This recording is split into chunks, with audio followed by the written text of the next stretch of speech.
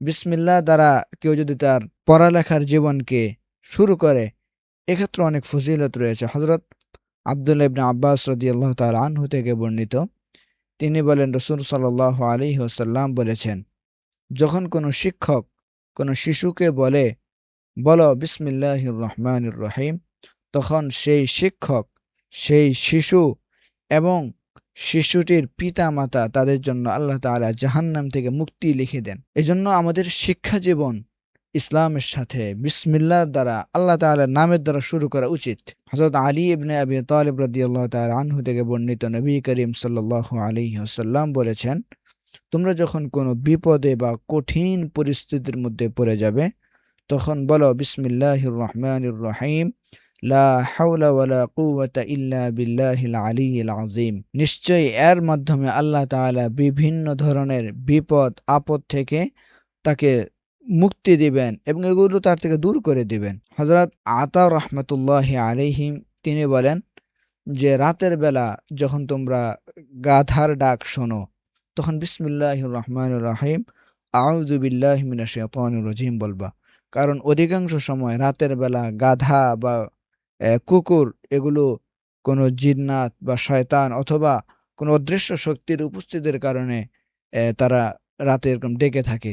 এজন্য ওই মুহূর্তে আমাদের উচিত যে আল্লাহ তাআলার কাছে আশ্রয় নেয়া, আল্লাহ তাআলার নাম নেয়া। তাহলে আল্লাহ তাআলা আমাদেরকে এগুলোর খারাপি থেকে আমাদেরকে হেফাজত করবেন ইনশাআল্লাহ। হযরত সফওয়ান ইবনে সুলাইম রাদিয়াল্লাহু তাআলা আনহু বলেন, এই যে মানুষ যখন রাতে বা দিনে গোসল করার পরে বা তাদের দৈনন্দিন কাপড়কে তারা লেড়ে দেয়, আর ওই কাপড়টা যখন রাতে থাকে তখন, বা মানুষের বিভিন্ন আসবাবপত্র জিনিসপত্র যদি কেউ এমনি খোলামেলা রেখে দেয়, তাহলে সেগুলো জিনেরা ব্যবহার করে। তাই তোমাদেরকেও যদি যখন কোনো জিনিস নেড়ে দিবে বা রেখে দিবে, তখন সে যেন বিসমিল্লাহির রহমানির রহিম বলে।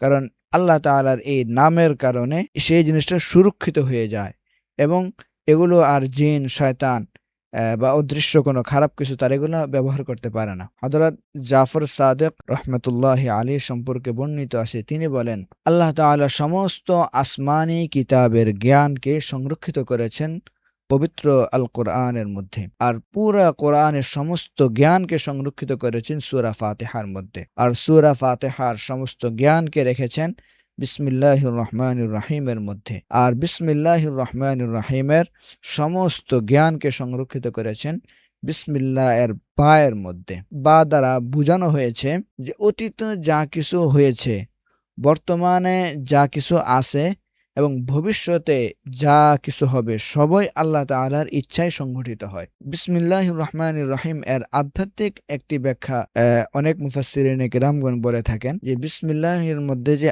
আল্লাহ, এই আল্লাহ এর মাধ্যমে আল্লাহর ইলাহিয়ত বা ঈশ্বরত্ব এর দ্বারা আল্লাহ তাআলাকে আরেফ বা জ্ঞানী ব্যক্তিরা আল্লাহ তাআলার পরিচয়কে তারা চিনতে পারে। এবং এই বিসমিল্লাহর দ্বারা, বিসমিল্লাহর মধ্যে যে দয়ার কথা বলা হয়েছে, এই তার দয়া, আল্লাহ তাআলার দয়া ও অনুগ্রহের দ্বারা জ্ঞানীরা রিজিক লাভ করে। এবং এই বিসমিল্লাহের মধ্যে যে রহমান বা রহিমের কথা বলা হয়েছে, এই রহমতের দ্বারা গুনাহগাররা তারা তাদের গুনাহ থেকে, জাহান্নাম থেকে তারা মুক্তি পায়। আর বিসমিল্লাহির রহমানির রহিম এর অভ্যন্তরীণ বা আরেকটি আধ্যাত্মিক একটি অর্থ এমনও হতে পারে যে, বিসমিল্লাহের মধ্যে যে আল্লাহ, এই নামের মাধ্যমে আল্লাহ তাআলার ওলিদের অন্তর এমন সবকিছু থেকে নিরাপদ থাকে যা আল্লাহ তাআলার সন্তুষ্টির বাহিরে। আর রহমান এর দ্বারা আল্লাহ তাআলার বান্দারা তার ইবাদত ও সেবায় সম্পূর্ণভাবে নিবেদিত হয়। আর রহিম এর দ্বারা আল্লাহ তাআলার নির্বাচিত বান্দাদের আত্মা এমন কাজ থেকে মুক্ত থাকে যা তার অসন্তুষ্টির কারণ হয়। সুতরাং বিসমিল্লাহ শুধু এটা একটা বাক্য নয়, এটি হলো আল্লাহ তাআলার পরিচয়, রহমত, হিদায়াত এবং আধ্যাত্মিক নূরের এক গভীর সমুদ্র। আল্লাহ তাআলা আমাদেরকে এই বিসমিল্লাহির রহমানির রহিমের তাৎপর্য বুঝে আমাদের দৈনন্দিন প্রত্যেকটা কাজে বিসমিল্লাহির রহমানির রহিম এর আমল করার তৌফিক দান করুন। আমিন। আসসালামু আলাইকুম ওয়া রাহমাতুল্লাহি ওয়া বারাকাতুহু।